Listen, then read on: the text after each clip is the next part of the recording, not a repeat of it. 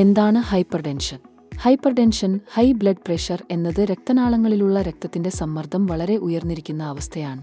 140/90 ബിംഫ അല്ലെങ്കിൽ അതിൽ കൂടുതൽ.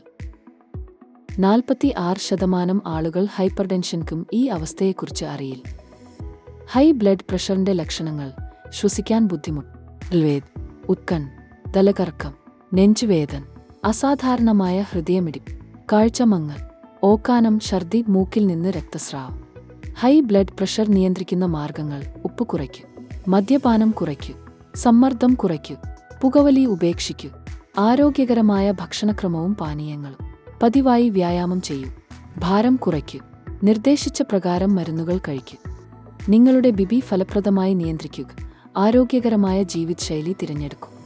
നിങ്ങളുടെ ഡോക്ടറുടെ നിർദ്ദേശപ്രകാരം മരുന്നുകൾ കഴിക്കൂ.